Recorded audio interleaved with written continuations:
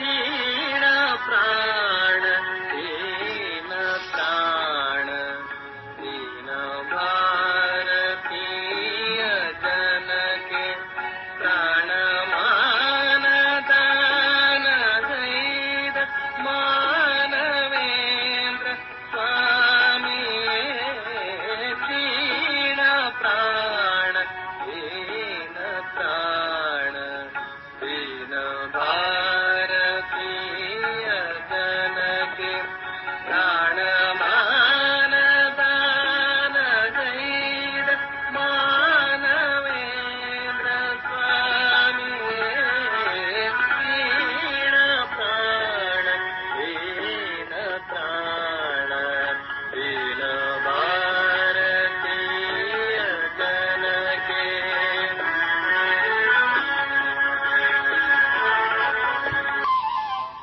ಶಾರದಾದೇವಿಯವರು ಪಂಚತಪ ವ್ರತವನ್ನು ಮಾಡಬೇಕು ಅಂತ ತೀರ್ಮಾನ ಮಾಡ್ತಾರೆ. ಯೋಗಿನ್ಮ ಅದನ್ನೆಲ್ಲ ವಿವರಿಸ್ತಾಳೆ ಮತ್ತು ಯೋಗಿನ್ಮ ಕೂಡ ತಾನು ಪಂಚತಪ ಮಾಡ್ತೀನಿ ಅಂತ ಹೇಳಿ ಉತ್ಸಾಹ ತೋರ್ತಾಳೆ. ಪಂಚತಪ ವ್ರತ ಅಂದ್ರೆ ಸುತ್ತ 4 ಕಡೆ ಬೆಂಕಿ, ಮೇಲೆ ಉರಿತಾ ಇರೋ ಸೂರ್ಯ, ಇವುಗಳ ಮಧ್ಯೆ ಕೂತ್ಕೊಂಡು ಶಾಂತವಾಗಿ ಜಪಾಧ್ಯಾನ ಮಾಡೋದು. ಸರಿ, ಇಬ್ರು ಇದಕ್ಕೆ ಬೇಕಾದಂತ ವ್ಯವಸ್ಥೆ ಮಾಡ್ಕೊಂಡ್ರು. ಮನೆ ತಾರಸಿ ಮೇಲೆ ದಪ್ಪನಾಗಿ ಮಣ್ಣು ಹರಡಿಸಿದ್ರು. 4 ಮೂಲೆಯಲ್ಲಿ 5 ಮೊಳ ಗಾತ್ರದ ಸಮಾಕೃತಿಯಲ್ಲಿ ಬೆರಣಿಯನ್ನು ಜೋಡಿಸಿದ್ರು. ಬೆಂಕಿನೂ ಹಚ್ಚಿಸಿದ್ರು. ಪ್ರತಿಯೊಂದು ಬೆಂಕಿ ಮಂಡಲ ಬಹಳ ದೊಡ್ಡದಾಗಿಯೇ ಉರಿತಾ ಇದೆ. ಬೆಂಕಿ ದಗದಗಿಸಿ ಉರಿತಾ ಇದೆ. ಸಾಲದಕ್ಕೆ ಅದು ಬೇಸಿಗೆ. ಸೂರ್ಯನು ಈ ಬೆಂಕಿ ಊರಿಗೆ ಸರಿಸಮನಾಗಿ ಉರಿಯಕ್ಕೆ ಸಿದ್ಧನಾಗಿದ್ದಾನೆ. ಶಾರದಾದೇವಿ ಹೋಗಿ ಗಂಗಾ ಸ್ನಾನ ಮಾಡಿ ಆ ಉರಿತಾ ಇರೋ ಬೆಂಕಿ ಬಳಿ ಬರ್ತಾರೆ. ಆ ಜ್ವಾಲೆ ನೋಡಿದಾಗ ಒಂದ್ಸರಿ ಮೈ ಜುಮ್ಮನ್ನತ್ತೆ. ಮನದಲ್ಲಿ ಮೌನವಾಗಿ ರಾಮಕೃಷ್ಣರನ್ನ ಪ್ರಾರ್ಥನೆಯನ್ನ ಮಾಡ್ತಾರೆ. ಪ್ರಾರ್ಥನೆಯನ್ನ ಮಾಡಿದಂಥ ಶಾರದಾದೇವಿ ಬಳಿಕ ಯೋಗಿನ್ಮ ಇಬ್ರು ಅಗ್ನಿಮಂಡಲದೊಳಕ್ಕೆ ಪ್ರವೇಶ ಮಾಡ್ತಾರೆ. ಸುತ್ತ ಬೆಂಕಿ ದಗದಗೆ ಉರಿತಾ ಇದೆ. ಮಧ್ಯದಲ್ಲಿ ಕೂತ್ಕೋತಾರೆ. ಈಗ ಸುತ್ತ 4 ದಿಸೆಗಳಲ್ಲೂ ಬೆಂಕಿ ಧಗಿಸಿ ಉರಿತಾ ಇದೆ. ಶಾರದಾದೇವಿಯರ ತೇಜೋಮಯ ಸಾನ್ನಿಧ್ಯದಿಂದ ಆ ಭೀಕರ ಜ್ವಾಲೆಗಳೇ ತಮ್ಮ ತೇಜಸ್ಸನ್ನು ಕಳ್ಕೊಂಡ್ವೋ ಅನ್ನೋ ಹಾಗಿದೆ. ಈಗ ಅವರಿಬ್ರು ಕೂಡ ಆ ಬೆಂಕಿ ಜ್ವಾಲೆಗೆ ಕಾವೇ ಇಲ್ವೇನೋ ಅನ್ನೋ ಹಾಗೆ ಜಪಾಧ್ಯಾನದಲ್ಲಿ ತನ್ಮಯರಾಗ್ಬಿಟ್ಟಿದ್ದಾರೆ. ಬೆಳಗಿನ ಸೂರ್ಯ ಮೆಲ್ಲನೆ ಮೇಲೇರಿ ಬಂದು ನಡುಗೆತ್ತಿಗೇರಿದ್ದಾನೆ. ತನ್ನ ಪ್ರಖರ ಕಿರಣದಿಂದ ಭಯಂಕರ ಶಾಖನ ಸುರಿಸ್ತಾ ಇದ್ದಾನೆ ಸೂರ್ಯ. ಈ ಬೆಂಕಿಯ ಉರಿ, ಈ ಸೂರ್ಯನ ಶಾಖ, ಇವೆರಡರ ನಡುವೆ ಶಾರದಾದೇವಿ ಮತ್ತು ಯೋಗಿನ್ಮ ಗಂಭೀರವಾಗಿ ಕೂತ್ಕೊಂಡು ಜಪಾಧ್ಯಾನದಲ್ಲಿ ಮಗ್ನರಾಗಿದ್ದಾರೆ.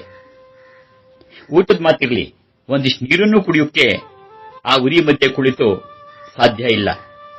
ತದೇಕ ಚಿತ್ತರಾಗಿ ಜಗನ್ಮಾತೆಯ ಜಪಾಧ್ಯಾನ ಮಾಡ್ತಿದ್ದಾರೆ. ಇದನ್ನ ಪಂಚತಪ ಬಲ್ಲು ಷತ್ತಪ ಅಂತ ಕರೆದ್ರು ತಪ್ಪಾಗ್ತಿತ್ತಿಲ್ಲ. ಯಾಕೆಂದ್ರೆ ಸುತ್ತ 4 ಕಡೆ ಬೆಂಕಿ ತಾಪ, ಮೇಲ್ಗಡೆ ಸೂರ್ಯನ ತಾಪ, ಒಟ್ಟು 5 ಆದ್ರೆ ಹೊಟ್ಟೆ ಒಳಗೆ ಹಸಿವು ಬಾಯಾರಿಕೆಗಳ ತಾಪ 6ನೇದು. ಸಂಜೆವರೆಗೂ ನಡೀತು ಈ ಸುಡು ತಪಸ್ಸು. ಸೂರ್ಯಾಸ್ತಮಾನ ಆದ್ಮೇಲೆ ಇಬ್ರು ಹೊರಕ್ಕೆ ಬರ್ತಾರೆ. ಆದ್ರೆ ಈ ತಪಸ್ಸು ಒಂದಿನಕ್ಕೆ ಮುಗಿಯೋದಲ್ಲ, ಎಡಬಿಡದೆ 7 ದಿನ ಕಾಲ ನಡೆಸಬೇಕಾದ ವ್ರತ. ಇಬ್ರು ಕೂಡ ನಿಶ್ಚಲ ಮನಸ್ಕರಾಗಿ ಈ ವ್ರತವನ್ನ ಮಾಡಿ ಮುಗಿಸ್ತಾರೆ. ಈ ಉರಿ ತಪಸ್ಸಿನಿಂದ ಶಾರದಾದೇವಿಯರ ಮೈಚರ್ಮ ಎಲ್ಲ ಕಮರಿ ಕಪ್ಪಾಗಿ ಹೋಗಿದೆ. ಆದರೆ ಅವರ ಮನಸ್ಸಿನ ಕರ್ಕರೆ ದೂರವಾಗಿ ನೆಮ್ಮದಿ ಉಂಟಾಗ್ತಾ ಇದೆ. ಹೀಗೆ ಈ ತಪಸ್ಸು ಯಶಸ್ವಿಯಾಗಿ ಮುದ ಮೇಲೆ ಅವರಿಗೆ ಹಿಂದೆ ಕಾಣಿಸ್ತಾ ಇದ್ದಂತಹ ಸನ್ಯಾಸಿ ಅಥವಾ ಬಾಲ ಸನ್ಯಾಸಿ ದರ್ಶನ ಆಗ್ತಕ್ಕಂಥದ್ದು ನಿಂತು ಹೋಗ್ಬಿಡುತ್ತೆ. ಶಾರದಾದೇವಿಯರೇನೋ ಈ ಅಗ್ನಿ ಪರೀಕ್ಷೆಯಲ್ಲಿ ಯಶಸ್ವಿಯಾದರು. ನಿಜಕ್ಕೂ ಇದೊಂದು ಮೇಲ್ನೋಟಕ್ಕೆ ಒಂದು ತೋರುವುದಕ್ಕಿಂತ ಹೆಚ್ಚಿನ ಮಹತ್ವವಾದ ಘಟನೆ. ಆದರೆ ಶಾರದಾದೇವಿಯರು ಮಾತ್ರ ಇದ್ರ ಬಗ್ಗೆ ಯಾರು ಮುಂದೆನೂ ತಾವಾಗಿ ಏನೂ ಹೇಳಿದವರೇ ಅಲ್ಲ. ಅಕಸ್ಮಾತ್ ಯಾರು ಭಕ್ತರು ಇದ್ ಕುರಿತಾಗಿ ಪಂಚತಪ ವ್ರತ ಕುರಿತಾಗಿ ಏನಾದ್ರು ಕೇಳಿದ್ರು ಏನೋ ಒಂದು ಸಾಮಾನ್ಯ ಉತ್ತರ ಕೊಟ್ಟು ಮಾತು ತಿಳಿಸ್ಬಿಡ್ತಿದ್ರು. ಒಮ್ಮೆ ಮಾತ್ರ ಒಬ್ಬ ಭಕ್ತ, ಅಮ್ಮ, ಈ ಬಗೆಯ ತಪಸ್ಸಿನ ಉದ್ದೇಶ ಏನು? ನೀವು ಅದನ್ನೆಲ್ಲ ಮಾಡಬೇಕಾದ ಅಗತ್ಯ ಇತ್ತೇ ಅಂತ ಕೇಳೇ ಬಿಡ್ತಾನೆ ದೀನತೆಯಿಂದ. ಹೌದಪ್ಪ, ತಪಸ್ಸು ಅತ್ಯಂತ ಅವಶ್ಯಕ. ಪಾರ್ವತಿ ಕೂಡ ಶಿವನಿಗಾಗಿ ತಪಸ್ ಮಾಡ್ಲಿಲ್ವೇ? ನಾನಿದನ್ನು ಕೈಗೊಂಡಿದ್ದು ಜನಗಳ ಸಮಾಧಾನಕ್ಕಾಗಷ್ಟೇ. ಇಲ್ದಿದ್ರೆ ಜನ ಆಡ್ಕೊಳ್ತಾರಲ್ಲ, ಇವಳೇನ್ ಮಹಾ ಎಲ್ಲರ ಹಾಗೆ ಊಟ ತಿಂಡಿ ನಿದ್ರೆ ಮಾಡ್ಕೊಂಡಿದ್ದಾಳಂತ. ಈ ಪಂಚತಪ ಇವೆಲ್ಲ ಹೆಂಗಸರ ವ್ರತಗಳು. ಇವೆಲ್ಲ ನಿಮ್ಗೋಸ್ಕರ ಅಪ್ಪ. ನೀವೆಲ್ಲ ತರುಣ ಸಾಧಕರು, ಎಷ್ಟು ಮಾಡೋದಕ್ಕೆ ಸಾಧ್ಯ? ಆದ್ರಿಂದ ನಾನೇ ಇವನ್ನೆಲ್ಲ ಮಾಡಬೇಕಾಗಿದೆ. ಶ್ರೀರಾಮಕೃಷ್ಣರು, ಶ್ರೀ ಶಾರದಾದೇವಿಯವರು ತಮ್ಮ ತಪೋಮಯ ಜೀವನದ ಮೂಲಕ ಜಗತ್ಗೆ ಮಹತ್ವವಾದ ಸಂದೇಶವನ್ನು ಕೊಡಕ್ಕಾಗಿ ಬಂದವರು. ಶ್ರೀರಾಮಕೃಷ್ಣರ ಜೀವನ ಸಂದೇಶ ಬೇರೆ ಬೇರೆ ಅಲ್ಲ. ಶ್ರೀರಾಮಕೃಷ್ಣರ ಜೀವನ ಸಂದೇಶ ಒಂದೇ. ಸಮಗ್ರ ಜೀವನವೇ ಒಂದು ದಿವ್ಯ ಸಂದೇಶ. ಅವರ ಇಡೀ ವ್ಯಕ್ತಿತ್ವವೇ ಸಕಲ ತತ್ವಗಳ ಮೂರ್ತ ರೂಪ. ಶ್ರೀರಾಮಕೃಷ್ಣರನ್ನು ಸ್ವೀಕರಿಸಿದರೆ ಸಕಲ ತತ್ವವನ್ನು ಸ್ವೀಕರಿಸಿ ಪಾವನರಾದ ಹಾಗೆ. ಈ ಅಂಶನ ರಾಮಕೃಷ್ಣರು ಶಾರದಾದೇವರಿಗೆ ಇದೇ ದಿನಗಳಲ್ಲಿ ಒಂದು ಸಾಂಕೇತಿಕವಾದ ದರ್ಶನದ ಮೂಲಕ ಸ್ಪಷ್ಟಪಡಿಸುತ್ತಾರೆ. ರಾಮಕೃಷ್ಣರನ್ನು ಸ್ವೀಕರಿಸಿದ್ರೆ ಸಕಲ ತತ್ವಗಳನ್ನು ಸ್ವೀಕರಿಸಿ ಪಾವನರಾದ ಹಾಗೆ. ರಾಮಕೃಷ್ಣರನ್ನು ಸ್ವೀಕರಿಸಿದ್ರೆ ಸಕಲ ತತ್ವವನ್ನು ಸ್ವೀಕರಿಸಿ ಪಾವನರಾದ ಹಾಗೆ. ಇದನ್ನ ಒಂದು ಸಾಂಕೇತಿಕ ದರ್ಶನದ ಮೂಲಕ ಶ್ರೀರಾಮಕೃಷ್ಣರು ಶಾರದಾದೇವಿಯರಿಗೆ ದರ್ಶನದ ಮೂಲಕ ತಿಳಿಸಿಕೊಡ್ತಾ ಇದ್ದಾರೆ. ಅದೊಂದು ಹುಣ್ಣಿಮೆಯ ರಾತ್ರಿ. ಎಲ್ಲೆಲ್ಲೂ ಹಾಲು ಬೆಳದಿಂಗಳು ಹರಡಿದೆ. ಗಂಗೆ ಅಲೆ ಅಲೆಯಾಗಿ ಹರಿಯುತ್ತಿದ್ದಾಳೆ. ಆ ಅಲೆಗಳ ಮೇಲೆ ಚಂದ್ರನ ಶುಭ್ರಶ್ವೇತ ಕಿರಣಗಳು ನರ್ತಿಸುತ್ತಾ ಗಂಗೆಯ ನೀರ್ನೆಲ್ಲ ಕರಗಿ ಬೆಳ್ಳಿಯಂತೆ ಥಳಥಳಿಸುತ್ತಿದೆ. ಈ ಅತ್ಯಂತ ಮನಮೋಹಕ ನೋಟ ನೋಡಿ ಗಂಗೆ ಘಟ್ಟದ ಮೊದಲ ಮೆಟ್ಟಿಲ ಮೇಲೆ ಕುಳಿತು ಅದನ್ನು ಆಸ್ವಾದಿಸತೊಡಗಿದೆ. ಆ ಸೌಂದರ್ಯವೇ ನನ್ನ ಮನಸ್ಸನ್ನು ಸಂಪೂರ್ಣವಾಗಿ ಆವರಿಸಿಬಿಟ್ಟಿತು. ಅಲ್ಲಿ ಬೇರೆ ಆಲೋಚನೆಯೇ ಇರಲಿಲ್ಲ. ಇಂಥ ಸಮಯದಲ್ಲಿ ನನ್ನ ಅತ್ಯಂತ ಅನಿರೀಕ್ಷಿತವಾಗಿ ಒಂದು ಅದ್ಭುತ ಅಲೌಕಿಕ ದರ್ಶನ ಭಾವ ಆಯಿತು. ಇದ್ದಕ್ಕಿದ್ದಂತೆ ಶ್ರೀರಾಮಕೃಷ್ಣರು ನನ್ನ ಹಿಂದಿನಿಂದ ಬಂದು ಮುನ್ನುಗ್ಗಿ ನದಿಯೊಳಗೆ ಇಳಿದರು. ಇಳಿದಿದ್ದೇ ತಡ ಶ್ರೀರಾಮಕೃಷ್ಣರ ಜ್ಯೋತಿರ್ಮಯ ಶರೀರ ಆ ಪವಿತ್ರ ಗಂಗಾ ಜಲದಲ್ಲಿ ಕರಗಿ ಒಂದಾಗೋಯ್ತು. ಈ ದೃಶ್ಯವನ್ನು ಕಂಡ ಶಾರದಾದೇವಿಯವರು ರೋಮಾಂಚಗೊಳ್ತಾರೆ. ಆಶ್ಚರ್ಯದಿಂದ ಬೆಕ್ಕಸ ಬೆರಗಾಗಿ ಆ ಗಂಗಾ ಜಲನ ಕಣ್ಬಾಯಿ ತೆರ್ಕೊಂಡು ನೋಡ್ತಾ ನಿಂತುಬಿಡ್ತಾರೆ. ಇಷ್ಟೇ ಆಗಿದ್ರೆ ಪರವಾಗಿಲ್ಲ, ಆಗ ಮತ್ತೊಂದು ವಿಚಿತ್ರ ಸಂಭವಿಸುತ್ತೆ. ಇದ್ದಕ್ಕಿದ್ದ ಹಾಗೆ ಸ್ವಾಮಿ ವಿವೇಕಾನಂದರು ಎಲ್ಲಿಂದಲೋ ಪ್ರಕಟ ಆಗಿಬಿಡ್ತಾರೆ. ಅವರು ಆವೇಶಭರಿತರಾಗಿ ಜೈ ರಾಮಕೃಷ್ಣ, ಜೈ ಶ್ರೀರಾಮಕೃಷ್ಣ, ಜೈ ರಾಮಕೃಷ್ಣ ಅಂತ ಪುನಃ ಪುನಃ ಗಟ್ಟಿಯಾಗಿ ಘೋಷಣೆಯನ್ನು ಮಾಡ್ತಾ ಅಲ್ಲಿ ಸುತ್ತ ಇದ್ದಂತಹ ಸಹಸ್ರಾರು ಜನದ ಮೇಲೆ ಆ ಗಂಗೆಯ ಪವಿತ್ರ ಜಲವನ್ನು ಬೊಗಸೆ ಬೊಗಸೆಯಾಗಿ ತೆಗೆದು ಸಿಂಪಡಿಸ್ತಾ ಇದ್ದಾರೆ. ಶಾರದಾದೇವಿಯವರು ಈ ಅದ್ಭುತ ದೃಶ್ಯವನ್ನು ನೋಡ್ತಾ ಇದ್ದಾರೆ. ನೋಡ್ತಾ ಇದ್ದ ಹಾಗೆ ಆ ಪವಿತ್ರ ಜನ ಆ ಗಂಗಾ ಜಲದ ಪವಿತ್ರತೆಗೆ ಸಂಸ್ಪರ್ಶಗೊಳ್ಳದು ಈ ಜಗತ್ತಿನಿಂದ ಮುಕ್ತರಾಗಿ ಹೋಗ್ತಿದ್ದಾರೆ. ತಾವು ತೆರೆದ ಕಣ್ಣಿಂದ ಅತಿ ಸ್ಪಷ್ಟವಾಗಿ ಕಂಡ ಈ ದೃಶ್ಯ ಶಾರದಾದೇವಿಯವರ ಮನಸ್ಸಕ್ಕೆ ಎಷ್ಟು ಆಳವಾಗಿ ನಾಡ್ತು ಅಂದ್ರೆ ಅದು ಅನೇಕ ದಿನಗಳವರೆಗೆ ಅವರ ಕಣ್ಮುಂದೆ ಹಾಗೆ ಸುಳಿದಾಡ್ತಾನೇ ಇತ್ತು. ಇದರಿಂದಾಗಿ ಅವರಿಗೆ ಗಂಗಾ ನದಿಯಲ್ಲಿ ಕಾಲಿರಿಸೋಕೆ ಸಾಧ್ಯವಾಗಲಿಲ್ಲ. ಅವರ ಮನಸ್ಸಿಗೆ ಈ ಸಾಂಕೇತಿಕ ಅಲೌಕಿಕ ದರ್ಶನ ಒಂದು ಮಹತ್ವಪೂರ್ಣವಾದ ವಿಷಯವನ್ನ ಮುಂದಾಗೆ ತಿಳಿಸಿಕೊಟ್ಟಿತ್ತು. ಈ ಸಾಂಕೇತಿಕ ಅಲೌಕಿಕ ದರ್ಶನ ಒಂದು ಮಹತ್ವಪೂರ್ಣವಾದಂತಹ ವಿಷಯವನ್ನ ಶಾರದಾದೇವಿಯರಿಗೆ ಮುಂಚಾಗೆ ತಿಳಿಸಿಕೊಡ್ತಾ ಇತ್ತು. ಸದ್ಯದಲ್ಲೇ ಸ್ವಾಮಿ ವಿವೇಕಾನಂದರು ಶ್ರೀರಾಮಕೃಷ್ಣರ ಸಂದೇಶವೆಂಬ ಪವಿತ್ರ ಗಂಗಾಜಲವನ್ನು ಎಲ್ಲೆಡೆಗೂ ಸಿಂಪಡಿಸಲಿದ್ದಾರೆ. ಆಗ ಸಾವಿರಾರು ಜನ ಅವರ ಪವಿತ್ರತೆಯಿಂದಾಗಿ ಮುಕ್ತರಾಗ್ತಾರೆ. ಈ ನಡುವೆ ಶಾರದಾದೇವಿಯರ ಅನುಮತಿ ಪಡೆದು ಅಕಂಠಾನಂದರ ಜೊತೆ ಪರಿವ್ರಾಜಕರಾಗಿ ಹೊರಟಿದ್ದಂತಹ ಸ್ವಾಮಿ ವಿವೇಕಾನಂದರು ತಮ್ಮ ಎಲ್ಲ ಗುರುಬಾಯಿಗಳ ಸಂಪರ್ಕ ಕಡಿಕೊಂಡು ಸುಮಾರು 3 ವರ್ಷಗಳ ಕಳೆದೋಗಿದೆ. ಪರಿವ್ರಾಜಕರಾಗಿ ಹೊರಟಂತಹ ವಿವೇಕಾನಂದರು ಈಗಾಗಲೇ 3 ವರ್ಷಗಳ ಕಾಲ ಏಕಾಂಗಿಯಾಗಿ ಭಾರತವನ್ನೆಲ್ಲ ಸುತ್ತುತ್ತಾ ಇದ್ದಾರೆ.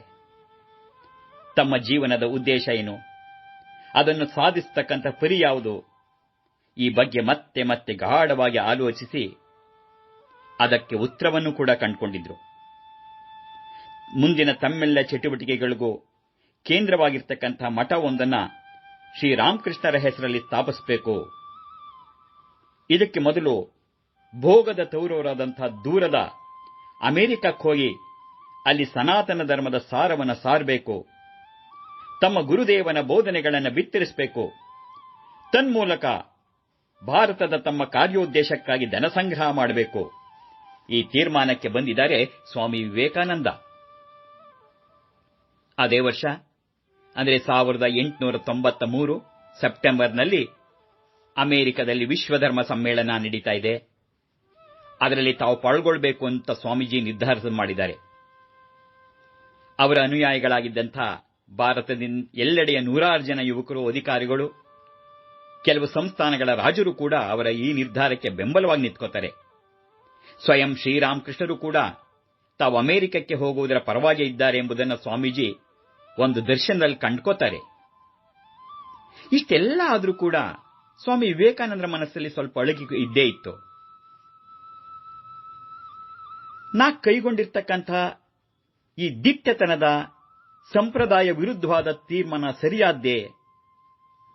ಇದು ನಿಜಕ್ಕೂ ಭಗವದಿಚ್ಛೆಯೋ ಅಥವಾ ನನ್ನ ಮನದ ಅಭಿಲಾಷೆಯೊಂದನ್ನು ಈಡೇರಿಸಿಕೊಳ್ಳಕ್ಕೆ ನಾನು ದುಸ್ಸಾಹಸಕ್ಕೆ ಕೈ ಹಾಕ್ತಿದ್ದೇನೋ ಅಂತ ಈ ಅಳುಕವರಲ್ಲಿತ್ತು.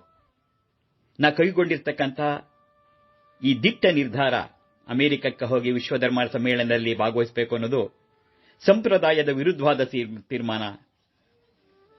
ಇದು ನಿಜಕ್ಕೂ ಭಗವದಿಚ್ಛೆನೋ ಅಥವಾ ನನ್ನ ಮನದ ಅಭಿಲಾಷೆಯೊಂದನ್ನು ಈಡೇರಿಸಿಕೊಳ್ಳಕ್ಕೆ ನಾನು ಈ ದುಸ್ಸಾಹಸಕ್ಕೆ ಕೈ ಹಾಕ್ತಿದ್ದೀನೋ ಅಂತ ಅವರ ಮನಸ್ಸಲ್ಲಿ ತುಮಲ ಎದ್ದೇ ಇತ್ತು. ತಾವು ಈ ಮಹಾಕಾರ್ಯವನ್ನು ಕೈಗೊಂಡಿರುವುದು ದೇವರ ಇಚ್ಛೆ ನಿಜ ಎನ್ನುಕ್ಕೆ ಏನಾದರೊಂದು ಸ್ಪಷ್ಟವಾದ ಸೂಚನೆಯಿಸಬೇಕು ಅಂತ ಸ್ವಾಮಿ ಹಂಬಲಿಸ್ತಾ ಇದ್ರು. ನಾನು ಕೈಗೊಂಡಿರ್ತಕ್ಕಂಥ ಈ ಮಹಾಕಾರ್ಯ ನಿವರವಾಗಿ ದೇವರ ಇಚ್ಛೆ ಅನ್ನೋದಕ್ಕೆ ಏನಾದರೂ ಒಂದು ಸ್ಪಷ್ಟವಾದ ಸೂಚನೆ ಸಿಗಬೇಕು ಅಂತ. ಆಗ ಅವರು ತಾವಿದ್ದ ಮದ್ರಾಸ್ನಿಂದಲೇ ಶಾರದಾ ದೇವಿಯವರಿಗೊಂದು ಪತ್ರ ಬರೀತಾರೆ. ತಾವು ಧರ್ಮ ಪ್ರಸಾರಕ್ಕಾಗಿ ಅಮೆರಿಕಕ್ಕೆ ಹೋಗಬೇಕು ಅಂತಿರುವುದನ್ನು ತಿಳಿಸಿ ಮತ್ತು ವಿವೇಕಾನಂದರು ಆ ಪತ್ರದಲ್ಲಿ ಶಾರದಾ ದೇವಿಯರ ಆಶೀರ್ವಾದ ಪೂರ್ವಕ ಅನುಮತಿಯನ್ನು ಕೋರ್ತಾರೆ. 3 ವರ್ಷ ಕಳೆದೋಗಿದೆ. ಪರಿವ್ರಾಜಕರಾಗಿ ಹೊರಟಾಗ್ಲಿಂದು ಅವರ ಸಮಾಚಾರನೇ ತಿಳಿದೇ ಇರ್ತಿಲ್ಲ ಶಾರದಾ ದೇವರಿಗೆ. ಈಗ ಬಹಳ ಕಾಲದ ಮೇಲೆ ಅವರಿಂದ ಬಂದ ಪತ್ರ ನೋಡಿ ಶಾರದಾ ದೇವರಿಗೆ ಬಹಳ ಆನಂದ ಆಯಿತು. ಆದರೆ ಅದರ ಜೊತೆಯಲ್ಲಿ ಒಂದು ಸಂದಿಗ್ಧ ಕೂಡ ಬಂತು. ತಮ್ಮ ಪುತ್ರ ರತ್ನ ಶ್ರೀರಾಮಕೃಷ್ಣರ ಪಟ್ಟ ಶಿಷ್ಯ ನರೇಂದ್ರ ಈಗ ಏಕಾಂಗಿಯಾಗಿ ಬಹುದೂರದ ಆ ಪಾಶ್ಚಾತ್ಯ ರಾಷ್ಟ್ರಕ್ಕೆ ಹೊರಟು ನಿಂತು ಅನುಮತಿ ಕೋರ್ತಿದ್ದಾನೆ. ನಾನೀಗ ಈ ಯೋಜನೆಯನ್ನು ಅನುಮೋದಿಸಬೇಕೆ ಬೇಡವೇ? ಇದು ಶಾರದಾ ದೇವಿಯರ ಮನಸ್ಸಿನಲ್ಲಿ ತುಮಲ ಶುರುವಾಯಿತು. ವಿವೇಕಾನಂದರ ವ್ಯಕ್ತಿತ್ವ ಎಂಥದು ಎಂಬುದರ ಪರಿಚಯ ಶಾರದಾ ದೇವಿಯರಿಗೆ ಗೊತ್ತಿತ್ತು. ತಮ್ಮ ಪುತ್ರನಿಂದ ಮುಂದೆ ಈ ಜಗತ್ತಿನಲ್ಲಿ ಮಹಾ ಕಾರ್ಯಗಳೆಷ್ಟೋ ಆಗುತ್ತವೆ ಎನ್ನುವ ಅರಿವು ಕೂಡ ಶಾರದಾ ದೇವಿಯರಿಗಿತ್ತು. ಇಷ್ಟಾದರೂ ಕೂಡ ಸಹಜವಾಗಿ ಈ ಒಂದು ಸಂದರ್ಭದಲ್ಲಿ ಅವರ ವಾತ್ಸಲ್ಯಕ್ಕೂ ಕರ್ತವ್ಯ ಬುದ್ಧಿಗೂ ಒಂದು ಪೈಪೋಟಿ ಹತ್ಕೊಂಡಿತು. ಕಂಡು ಕಾಣದ ದೂರ ದೇಶಕ್ಕೆ ಪ್ರಯಾಣ ಬೆಳೆಸಕ್ಕೆ ಅನುಮತಿ ಕೊಡೋಕೆ ಈ ಮಾತೃವಾತ್ಸಲ್ಯ ತಡೆವೊಡ್ಡಿ ಮುಂದೆ ಬಂದು ನಿಲ್ತಿದೆ, ಅಡ್ಡಿ ಮಾಡ್ತಿದೆ. ಅನುಮತಿ ಕೊಡದೇ ಇರೋಣ ಅಂದ್ರೆ ಕರ್ತವ್ಯ ಪ್ರಜ್ಞೆ ಚುಚ್ಚುತ್ತಿದೆ. ಸ್ವಾಮಿ ವಿವೇಕಾನಂದರ ಭವಿತವ್ಯ ಉಜ್ವಲವಾಗಿದೆ ನಿಜ. ಈಗ ತಾವೇನು ಮಾಡಬೇಕು? ಅನುಮತಿಯನ್ನು ಕೊಡಬೇಕೆ ಉಜ್ವಲ ಭವಿಷ್ಯಕ್ಕಾಗಿ, ಅಥವಾ ಮಾತೃವಾತ್ಸಲ್ಯವನ್ನು ಮುಂದೆ ಮಾಡಿ ಅನುಮತಿಯನ್ನು ನಿರಾಕರಿಸಬೇಕೆ? ಈ ತೊಳಲಾಟದಲ್ಲಿದ್ದಾರೆ ಶ್ರೀಮಾತೆ ಶಾರದಾದೇವಿ. ಆದರೂ ನಾನು ತಾಯಿಯಾಗಿ ಆತನನ್ನು ಸಾಗರದಿಂದಾಚೆಗೆ ಹೋಗಲು ಬಿಟ್ಕೊಡುವುದಾದರೂ ಹೇಗೆ?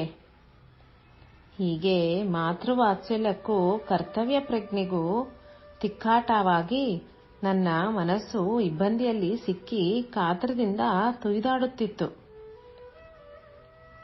ಅಂದಿನ ರಾತ್ರಿ ನನಗೆ ಒಂದು ತುಂಬಾ ಅರ್ಥವತ್ತಾದ ಸ್ವಪ್ನ ದರ್ಶನ ಆಯಿತು. ಅದರಲ್ಲಿ ಸಮುದ್ರದ ತೆರೆಗಳ ಮೇಲೆ ಶ್ರೀರಾಮಕೃಷ್ಣರು ನಡೆದುಕೊಂಡು ಹೋಗುತ್ತಾ ತಮ್ಮನ್ನು ಅನುಸರಿಸಿ ಬರುವಂತೆ ಸ್ವಾಮಿ ವಿವೇಕಾನಂದರನ್ನು ಕೈಬೀಸಿ ಕರೆಯುತ್ತಿದ್ರು. ಇದನ್ನು ಕಂಡ ತಕ್ಷಣವೇ ನನ್ನ ಮನಸ್ಸಿನ ಹೊಯ್ದಾಟ ನಿಂತುಬಿಡ್ತು. ದರ್ಶನವಾದ ನಂತರ ಶ್ರೀಮಾತೆ ಶಾರದಾದೇವಿಯವರು ವಿವೇಕಾನಂದರ ವಿದೇಶ ಪ್ರಯಾಣಕ್ಕೆ ತಮ್ಮ ಹೃತ್ಪೂರ್ವಕವಾದ ಅನುಮತಿಯನ್ನು ಕೊಟ್ಟು ಆಶೀರ್ವದಿಸಿ ಪತ್ರ ಬರೆಸ್ತಾರೆ. ಮಾತೆಯ ಕೃಪೆಯನ್ನು ಹೊತ್ತು ತಂದಂತಹ ಪತ್ರವನ್ನು ಓದಿದಂಥ ವಿವೇಕಾನಂದರು ಅತ್ಯಂತ ಆನಂದಗೊಳ್ತಾರೆ. ದೇವೇಚ್ಛೆ ತಮಗೆ ಬೆಂಬಲವಾಗಿದೆ ಅನ್ನೋ ದೃಢ ವಿಶ್ವಾಸದಿಂದ ಪ್ರಯಾಣಕ್ಕೆ ಸಿದ್ಧರಾಗ್ತಿದ್ದಾರೆ. ಇಡೀ ಈ ಪ್ರಸಂಗ ಎಷ್ಟು ಮಹತ್ವಪೂರ್ಣವಾಗಿದೆ ಅನ್ನೋದನ್ನ ನಾವು ನೋಡಬೇಕು, ಭಾವಿಸಿ ನೋಡಬೇಕು. ಮೊಟ್ಟಮೊದಲನೇದಾಗಿ ಸ್ವಾಮೀಜಿ ಅವರು ತಾವು ಅಮೆರಿಕಕ್ಕೆ ಹೋಗುವ ವಿಷಯದಲ್ಲಿ ಸಂದಿಗ್ಧಕ್ಕೆ ಒಳಗಾದಂತಹ ಸಂದರ್ಭದಲ್ಲಿ ತಾಯಿ ಶಾರದಾದೇವಿಯರ ಅನುಮತಿಯನ್ನು ಕೋರಿದ್ದು ಪರಮಾಶ್ಚರ್ಯದ ಸಂಗತಿ.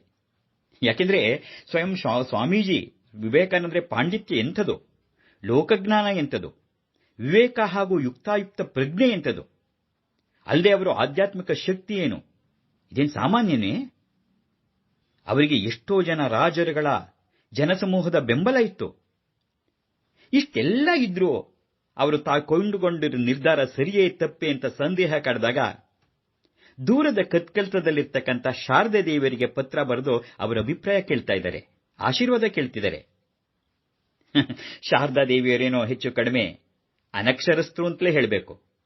ಅವರ ಪುಸ್ತಕ ಜ್ಞಾನ, ಭೌಗೋಳಿಕ ಸಾಮಾಜಿಕ ತಿಳುವಳಿಕೆಯ ಮಟ್ಟ ಇವರು ಇಷ್ಟು ವರ್ಷಗಳ ಅವಧಿಯಲ್ಲಿ ನರೇಂದ್ರನೇ ಮೊದಲಾದಂಥ ಶಿಷ್ಯರಿಗೆ ಬೋಧನೆ ಉಪದೇಶ ನೀಡುವುದು ಹಾಗಿರಲಿ, ನೇರವಾಗಿ ಮಾತಾಡಿದ್ದೇ ಇಲ್ಲ ಅಂತನಬೇಕು.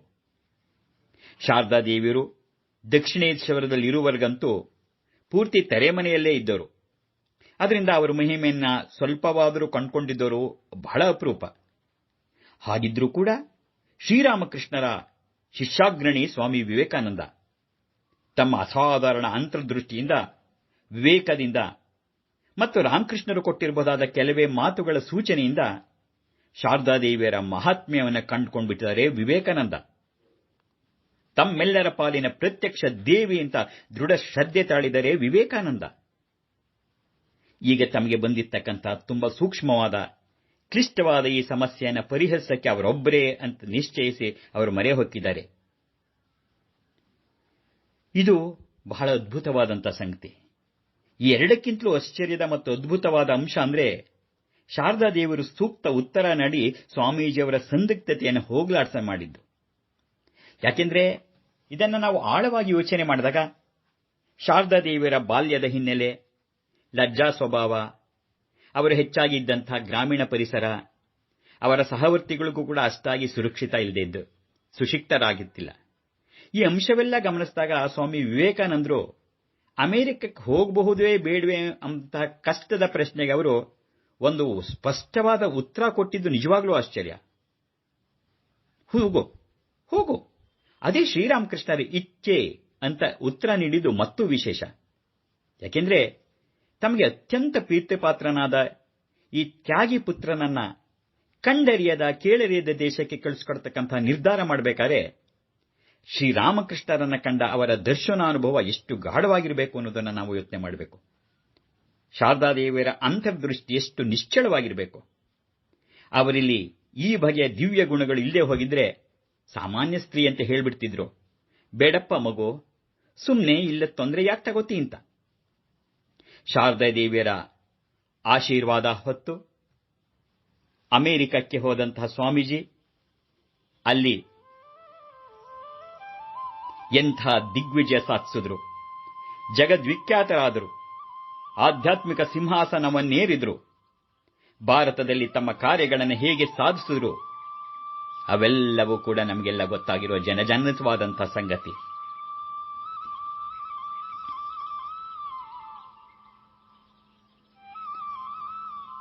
ಅಂತೂ ಶ್ರೀರಾಮಕೃಷ್ಣರು ಗಂಗೆಯಲ್ಲಿ ವಿಲೀನರಾದ್ದು ಮತ್ತು ವಿವೇಕಾನಂದರು ಆ ಗಂಗಾಜಲವನ್ನ ಎಲ್ಲರ ಮೇಲೆ ಸೇಚನ ಮಾಡಿದ ದೃಶ್ಯವನ್ನ ಕಂಡಿದ್ದರ ಪರಿಣಾಮ ಶಾರದಾದೇವಿಯರಿಗೆ ಸ್ವತಃ ತಮ್ಮ ಜೀವನವು ವ್ಯರ್ಥವಾಗುವಂತಿಲ್ಲ, ಶ್ರೀರಾಮಕೃಷ್ಣರ ಲೀಲಾ ಕಾರ್ಯವನ್ನು ಪೂರ್ಣಗೊಳಿಸೋಕೆ ತಮ್ಮದೊಂದು ಮುಖ್ಯ ಪಾತ್ರ ಇದೆ ಎನ್ನುವುದು ಸಂಪೂರ್ಣವಾಗಿ ಈ ದೃಶ್ಯದಿಂದ ಮನವರಿಕೆ ಆಯಿತು.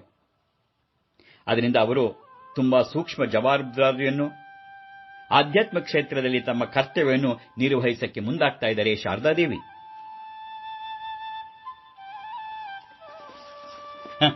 ಶಾರದಾದೇವಿಯರಿಗೆ ಬಂದಿರತಕ್ಕಂಥ ಈ ಹೊಣೆಗಾರಿಕೆ ಸಾಮಾನ್ಯದ್ದೇನಲ್ಲ. ಆಧ್ಯಾತ್ಮ ಪೀಪಾಸುಗಳಿಗೆ, ಮುಮುಕ್ಷಗಳಿಗೆ ಮಾರ್ಗದರ್ಶನ ನೀಡಬೇಕು. ಆಧ್ಯಾತ್ಮಿಕ ಜೀವನದಲ್ಲಿ ಅದಾಗಲೇ ಗುರಿಯನ್ನು ಸೇರಿ ಸಿದ್ಧರಾದಂಥ ಭಕ್ತಿ ವಿಶ್ವಾಸಗಳನ್ನು ಸ್ವೀಕರಿಸಿ ಅವರನ್ನು ಆ ಸಿದ್ಧಸ್ಥಿತಿಯಲ್ಲಿ ನೆಲೆಗೊಳಿಸಬೇಕು. ಆ ಸಿದ್ಧ ಭಕ್ತರ ಭಕ್ತಿ ವಿಶ್ವಾಸಗಳನ್ನು ಸ್ವೀಕರಿಸುವ ಎರಡನೇ ಕಾರ್ಯ. ಇವೆರಡೂ ನಮಗೆ ಸುಲಭ ಅನ್ನಿಸ್ಬಿಡ್ಬೋದು. ಆದರೆ ಇದೇ ಸಮಯದಲ್ಲಿ ಶಾರದಾದೇವಿಯರ ದರ್ಶನಕ್ಕಾಗಿ ಇನ್ನೊಬ್ಬ ಭಕ್ತ ಬರ್ತಾನೆ. ಆತ ನಾಗಮಹಾಶಯ.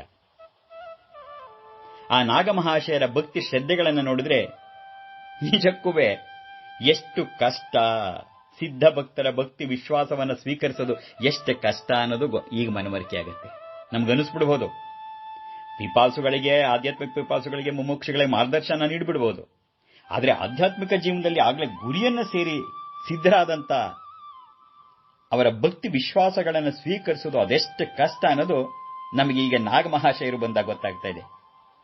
ಶಾರದಾದೇವಿಯರ ದರ್ಶನಕ್ಕಾಗಿ ಭಕ್ತ ಗ್ರೇಸರ ನಾಗಮಹಾಶಯ ಬರ್ತಾರೆ. ಅವರು ಭಕ್ತಿ ಶ್ರದ್ಧೆಯನ್ನು ನೋಡಿದ್ರೆ ಇದು ಎಷ್ಟು ಕಷ್ಟ ಅಂತ ಗೊತ್ತಾಗತ್ತೆ. ನಾಗಮಹಾಶಯರು ಶ್ರೀರಾಮಕೃಷ್ಣರ ಗೃಹಸ್ಥ ಭಕ್ತರಲ್ಲಿ ಅಗ್ರಗಣ್ಯರು. ಈ ನಾಗಮಹಾಶಯರ ಆಧ್ಯಾತ್ಮಿಕ ಸಿದ್ಧಿ ಅತ್ಯುನ್ನತವಾದದ್ದು. ಶ್ರೀರಾಮಕೃಷ್ಣರನ್ನ ಅವತಾರ ಪುರುಷ ಅಂತ ಅನುಭವದಿಂದ ಕಂಡಂತ ಮಹಾತ್ಮ ಈ ನಾಗಮಹಾಶಯ. ಹಾಗೆ ಶಾರದಾದೇವಿಯರನ್ನು ಸಾಕ್ಷಾತ್ ಜಗನ್ಮಾತೆ ಅಂತ ಮನಗಂಡಿದ್ದು ಕೂಡ ಈ ನಾಗಮಹಾಶಯನೇ. ಈಗ ಈ ನಾಗಮಹಾಶಯ ಶಾರದಾದೇವಿಯರ ದರ್ಶನಕ್ಕಾಗಿ ದೂರದ ಊರಿಂದ ಬಂದಿದ್ದಾರೆ. ಅವತ್ತು ಏಕಾದಶಿ.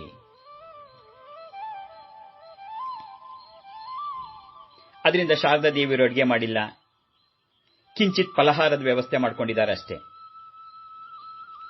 ಶಾರದಾದೇವಿಯರು ಫಲಹಾರ ಸ್ವೀಕರಿಸಕ್ಕೆ ಕೂತ್ಕೊಂಡಿದ್ದಾರೆ. ಅಷ್ಟರಲ್ಲಿ ಒಬ್ಬಳು ಭಕ್ತೆ ಓಡಿ ಬಂದು ಹೇಳ್ತಾ ಇದ್ದಾಳೆ, ಅಮ್ಮ, ನಾಗಮಹಾಶಯ ಅಂತ ಅವರು ಬಂದಿದ್ದಾರೆ. ಅವರು ಹೊರಗಡೆಯಿಂದ ನಿಮಗೆ ನಮಸ್ಕಾರ ಮಾಡ್ತಿದ್ದಾರೆ. ನಮಸ್ಕಾರ ಮಾಡ್ತಾ ಮಾಡ್ತಾ ತಮ್ಮ ಹಣೆನ ನೆಲಕ್ಕೆ ಅದೆಷ್ಟು ಗಟ್ಟಿಯಾಗಿ ಚುಚ್ಚುತ್ತಿದ್ದಾರೆ ಅಂದ್ರೆ ಇನ್ನೇನು ರಕ್ತ ಸುರಿಯೋ ಹಾಗಿದೆ ಅಮ್ಮ. ನಾಗಮಹಾಶಯರು ಅಂತ ಬಂದಿದ್ದಾರಲ್ಲ, ಅವ್ರು ಹೊರಗಡೆ ನಮಸ್ಕಾರ ಮಾಡ್ತಿದ್ದಾರೆ. ನಮಸ್ಕಾರ ಮಾಡ್ತಾ ಮಾಡ್ತಾ ತಮ್ಮ ಹಣೆನ ನೆಲಕ್ಕೆ ಗಟ್ಟಿಯಾಗಿ ಚುಚ್ಚುತ್ತಿದ್ದಾರೆ.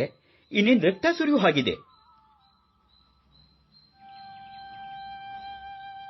ಯೋಗೇನ್ ಮಹಾರಾಜರು ಆ ನಾಗಮಹಾಶಯರಿಗೆ ಹೇಳಿದ್ರು, ಹಾಗೆ ಮಾಡಬೇಡಿ ಅಂತ ತುಂಬಾ ವಿನಯದಿಂದ ಕೇಳ್ಕೊತಿದ್ರು.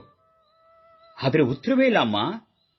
ಮೈ ಮೇಲೆ ಎಚ್ಚರವೇ ಇಲ್ಲದ ಹಾಗೆ ತುಂಬಾ ತಲೆಯನ್ನು ಚಚ್ಕೋತಾ ಇದ್ರೆ. ಅಮ್ಮ, ಅವರೇನಾರು ಹುಚ್ಚಿರೇ? ಆ ದಿನಗಳಲ್ಲಿ ಶಾರದಾದೇವಿಯರು ಪುರುಷ ಭಕ್ತರಿಂದ ನೇರವಾಗಿ ನಮಸ್ಕಾರ ಸ್ವೀಕರಿಸುತ್ತಿರಲಿಲ್ಲ. ಪುರುಷರು ಹೊರಗಡೆ ಮೆಟ್ಟಲ್ ಬಳಿಯಿಂದಲೇ ನಮಸ್ಕಾರ ಮಾಡಬೇಕಿತ್ತು. ಯಾರಾದರೂ ಸೇವಿಕೆಯೋ ಅಥವಾ ಭಕ್ತಿಯೋ ಬಂದು, ಅಮ್ಮ, ಇಂಥವ್ರು ನಿಮಗೆ ನಮಸ್ಕಾರ ಮಾಡ್ತಿದ್ದಾರೆ ಅಂತ ತಿಳಿಸ್ತಿದ್ರು. ಇಂದು ಈ ಭಕ್ತ, ಭಕ್ತ್ಯಾಧಿಕದಿಂದ ಮೈ ಮೇಲೆ ಪ್ರಜ್ಞೆ ಇಲ್ಲದ ಭಕ್ತ ಬಂದಿದ್ದಾನೆ. ಈ ನಾಗಮಹಾಶಯರ ಭಕ್ತಿಯೇ ಹಾಗೆ, ಅತ್ಯಂತ ಉತ್ಕಟ, ತೀವ್ರ. ನಾಗಮಹಾಶಯರು ಬಂದಿದ್ದಾರೆ ಅಂತಕ್ಕಂಥ ವರ್ತಮಾನ ಕೇಳಿದ ಕೂಡಲೇ ಶಾರದಾದೇವಿಯರು ಪರಮ ವಾತ್ಸಲ್ಯವನ್ನ ತುಂಬಿ,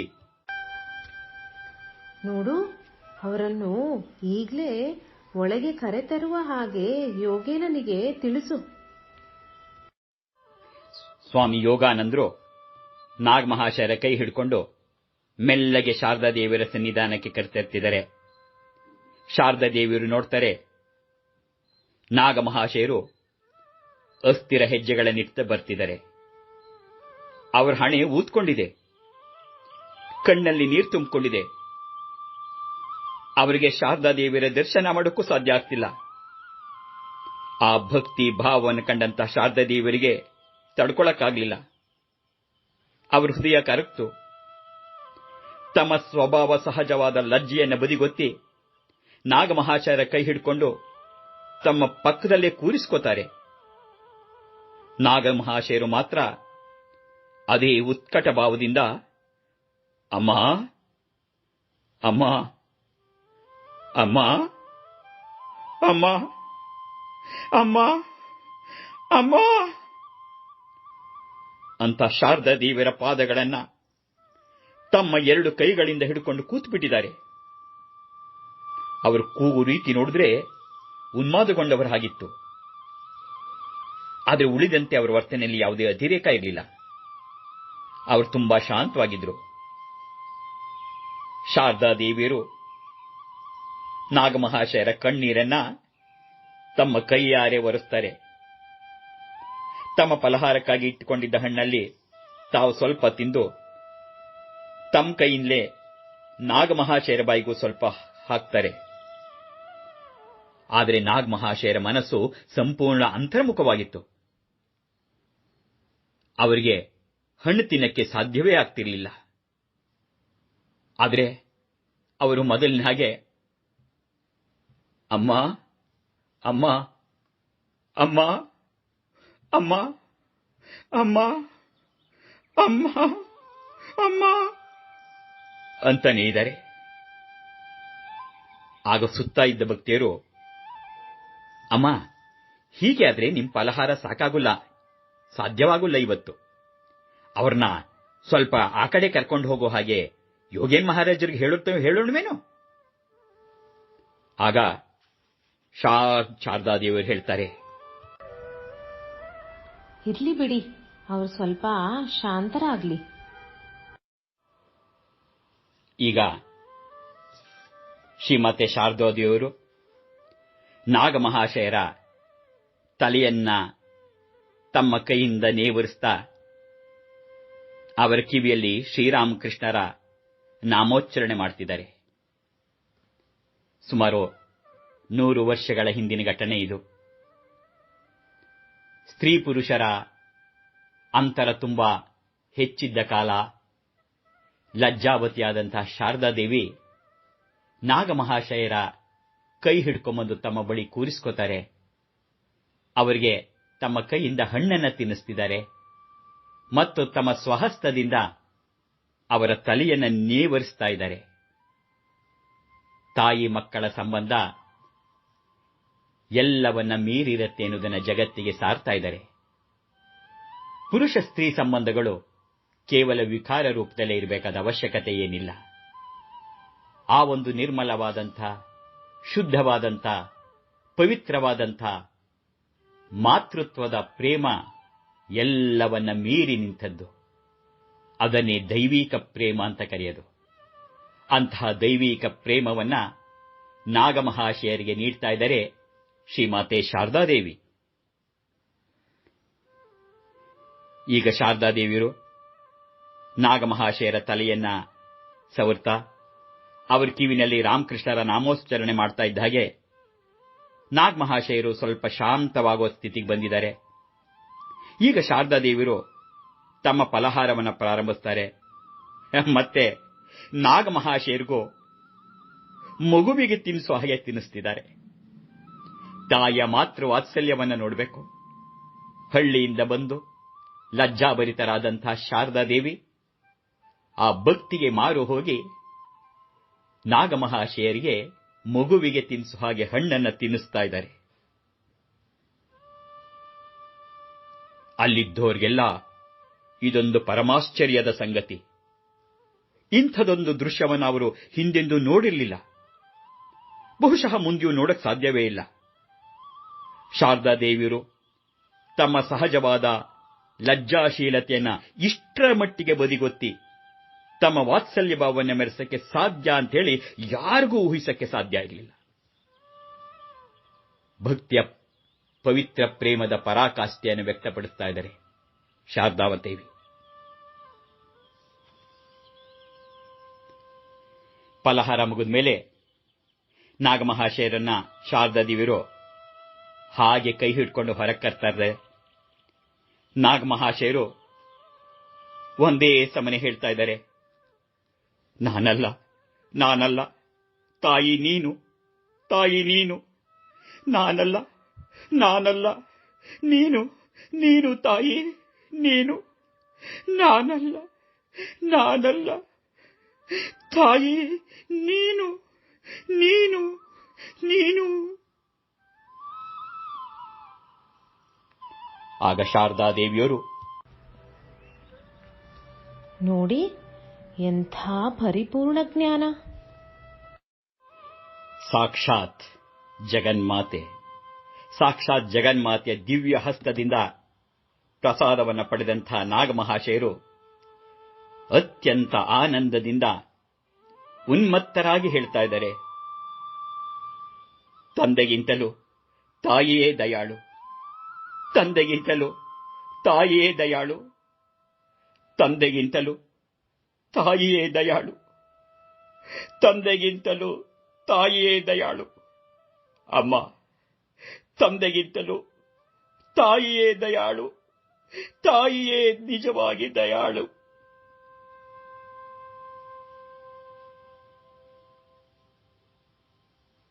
ಶ್ರೀರಾಮಕೃಷ್ಣರ ಕೃಪೆಯಿಂದ ಆಧ್ಯಾತ್ಮಿಕ ಜೀವನದ ತುತ್ತಿ ತಿರುಗೇರಿದವರು ನಾಗಮಹಾಶಯರು. ಶ್ರೀರಾಮಕೃಷ್ಣರ ಕೃಪೆಯಿಂದ ಆಧ್ಯಾತ್ಮಿಕ ಜೀವನದ ತುತ್ತಿ ತುದಿಗೇರಿ ಸಿದ್ಧರಾದವರು ನಾಗಮಹಾಶಯರು. ಇಂತಹ ಮಹಾನುಭಾವರ ಭಕ್ತಿ ವಿಶ್ವಾಸವನ್ನು ಶಾರದಾದೇವಿಯರು ತುಂಬಾ ಸಹಜವಾಗಿ ಸ್ವೀಕರಿಸಿದ್ರು. ಅವರನ್ನ ಮಗು ಹಾಗೆ ನೋಡಿಕೊಂಡು ತಮ್ಮ ಕೈಯಾರೆ ಅವರಿಗೆ ತಿನ್ನಿಸಿದ್ರು. ನಾಗಮಹಾಶಯರು ನಾನಲ್ಲ, ನಾನಲ್ಲ, ತಾಯಿ ನೀನು, ನೀನು ಅಂದಾಗ ಶಾರದಾದೇವಿಯರು ಹೇಳಿದ್ದು ನೋಡಿ ಎಂಥ ಪರಿಪೂರ್ಣ ಜ್ಞಾನ. ಆದರೆ ನಾಗಮಹಾಶಯರು ಕೇವಲ ನಾನಲ್ಲ, ನಾನಲ್ಲ, ತಾಯಿ ನೀನು, ನೀನು ಅಂತ ಹೇಳಿದ ಮಾತ್ರಕ್ಕೆ ಅದು ಪರಿಪೂರ್ಣ ಜ್ಞಾನ ಅಂತ ಹೇಳೋಕೆ ಹೇಗೆ ಸಾಧ್ಯ? ಉಪನಿಷತ್ತು, ಭಗವದ್ಗೀತೆ, ಪುರಾಣ ಇವುಗಳೆಲ್ಲ ಅಧ್ಯಯನ ಮಾಡಿದಾಗ ನನಗೆ ತಿಳಿದು ಬರ್ತಕ್ಕಂತಹ ಪ್ರಧಾನವಾದಂತಹ ರಹಸ್ಯ ನಾನಲ್ಲ, ನಾನಲ್ಲ, ಹೇ ಪ್ರಭು ನೀನು, ನೀನು. ಭಗವದ್ಗೀತೆಯಲ್ಲಿ ಶ್ರೀಕೃಷ್ಣ ಅರ್ಜುನನಿಗೆ ಹೇಳ್ತಾನೆ, ನಿಮಿತ್ತ ಮಾತ್ರಂ ಭವಸವ್ಯಸಾಚಿನ್, ನಿಮಿತ್ತ ಮಾತ್ರಂ ಭವಸವ್ಯಸಾಚಿನ್. ರಾಮಕೃಷ್ಣರು ಕೂಡ ಹೇಳ್ತಿರ್ತಾರೆ, ಪಾತ್ರೆಯಲ್ಲಿ ನೀರು ಹಾಕಿ ಅದರಲ್ಲಿ ಆಲೂಗೆಡ್ಡೆ ಇಟ್ಟು ಬೇಯಿಸುಕ್ಕೆ ಅಂತ ಒಲೆ ಮೇಲಿಡ್ತಾರೆ. ನೀರು ಕಾದು ಕುದೀತಾ ಇರುವಾಗ ಈ ಆಲೂಗೆಡ್ಡೆಗಳೆಲ್ಲ ಬಗೆ ಬಗೆಯ ವಿನ್ಯಾಸಗಳಿಂದ ನರ್ತನ ಮಾಡ್ತಿರುತ್ತವೆ. ಹೀಗೆ ಕುಣಿಯುವಾಗ ಆ ಆಲೂಗೆಡ್ಡೆಗಳೆಲ್ಲ ತಮ್ಮಲ್ಲೇ ಜಂಬ ಕೊಚ್ಕೋತಿರುತ್ತವೆ. ನಾವೆಷ್ಟು ಚೆನ್ನಾಗಿ ನರ್ತನ ಮಾಡ್ತಿದ್ದೀವಿ, ನಾವೆಷ್ಟು ಚೆನ್ನಾಗಿ ನರ್ತನ ಮಾಡ್ತಿದ್ದೀವಿ, ಏನ್ ಕತೆ. ಆದ್ರೆ ಒಲೆಯೊಳಗೆ ದಗದಗಿಸ್ತಾ ಇರೋ ಉರಿಯನ್ನ, ಬೆಂಕಿ ಸೌದೆಯನ್ನ ಹಿಂದೆ ತೆಗೆದಾಗ ಈ ಆಲೂಗೆಡ್ಡೆಗಳೆಲ್ಲ ತೆಪ್ಪಿಗೆ ತಳದಲ್ಲಿ ಕೂತ್ಬಿಡುತ್ತವೆ. ಹೀಗೆ ಜೀವನದಲ್ಲಿ ಭಗವಂತ ಎಂಬ ಅಗ್ನಿ ಉರಿತಾ ಇರುವಷ್ಟು ಕಾಲ ಮನುಷ್ಯ ಓಡಾಡ್ತಿರ್ತಾನೆ.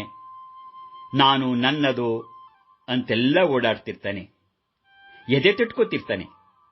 ಆದರೆ ಭಗವಂತ ಅನ್ನುವ ಈ ಅಗ್ನಿ ಅಲ್ಲಿಂದ ಹಿಂದೆ ಸರಿದಾಗ ಎಂಥವನೇ ಆದರೂ ಕೂಡ ಶವವಾಗಿ ಬಿದ್ದಿರ್ತಾನೆ. ಆಗ ನಾನು, ನನ್ನದು, ನನ್ನಿಂದ ಯಾವ ಮಾತು ಇರಲ್ಲ, ಸುಮ್ಮನೆ ಆ ಶವವಾಗಿ ಬಿದ್ದಿರತ್ತೆ. ಈ ಕಟು ಸತ್ಯ ಮನುಷ್ಯನಿಗೆ ಯಾವಾಗ ಅರ್ಥವಾಗುತ್ತೆ ಅಂದ್ರೆ, ಪ್ರಾಮಾಣಿಕವಾಗಿ ಆಧ್ಯಾತ್ಮಿಕ ಸಾಧನೆಯನ್ನ ಮಾಡಿ ಭಗವಂತನ ಅನಂತತೆಯನ್ನು ಮಾಡಿದಾಗ ಇದು ಸಾಧ್ಯ ಆಗತ್ತೆ. ಆಗ ಆತ ಸ್ವಯಂ ಭಗವಂತನ ಅನಂತ ಶಕ್ತಿ ಸ್ಮರಣೆಯಿಂದಲೇ ಎಲ್ಲ ನಡೀತಿದೆ ಅಂತಕ್ಕಂಥ ರಹಸ್ಯವನ್ನು ಮನಗಾಣ್ತಾನೆ. ಆಗ ಅವನು ತನ್ನೆರಡು ಕೈಗಳನ್ನು ಮೇಡಿ ಜೋಡಿಸಿ ಮೇಲೆತ್ತಿ ಹೇಳ್ತಾನೆ, ನಾನಲ್ಲ, ನಾನಲ್ಲ, ತಾಯಿ ನೀನು, ತಾಯಿ ನೀನು ಅಂತ. ಸ್ವಲ್ಪ ಅರ್ಥ ಮಾಡ್ಕೋಬೇಕು. ಶಾರದಾದೇವಿಯವರು ನಾಗಮಹಾಶಯರನ್ನ ಈ ಮಾತನ್ನ ಏಕೆ ಪರಿಪೂರ್ಣ ಜ್ಞಾನ ಅಂತ ಕರೆದ್ರು ಎಂಬುದನ್ನ.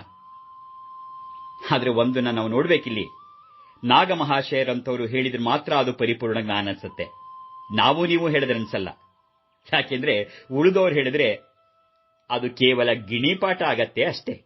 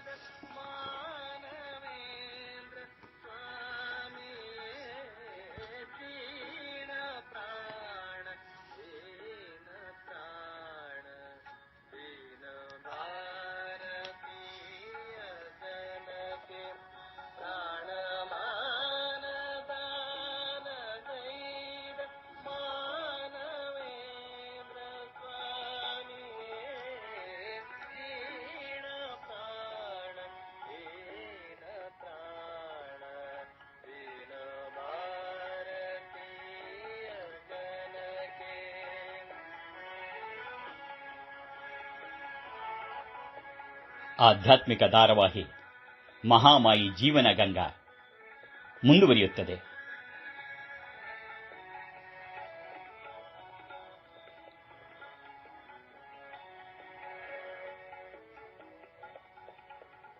ಸ್ಮರಿಸಿ ನಿಮ್ಮ ಹಿರಿಯ ಪದವ ಧರಿಸಿ ಹೆಮ್ಮೆ ಧೈರ್ಯ ಬಲವ. ಸ್ಮರಿಸಿ ನಿಮ್ಮ ಹಿರಿಯ ಪದವ ಧರಿಸಿ ಹೆಮ್ಮೆ ಧೈರ್ಯ ಬಲವ. ಹಿರಿಯ ಆತ್ಮ ನೀವು ಎನ್ನುತ್ತ ಹಿರಿಯ ಆತ್ಮ ನೀವು ಎನ್ನುತ್ತ ಮೊರೆದ ಅಭಯ ವಾಣಿಯೇ ಕ್ಷೀಣ ಪ್ರಾಣ ದೀನ ತ್ರಾಣ ದೀನ ಭಾರತೀಯ ಜನಕ್ಕೆ ಪ್ರಾಣಮಾನ ಗಾನ ಗೈದ ಮಾನವೇಂದ್ರ ಸ್ವಾಮಿಯೇ ದೀನ ಪ್ರಾಣ ದೀನ ಪ್ರಾಣ ದೀನ ಭಾರತೀಯ ಜನಕ್ಕೆ.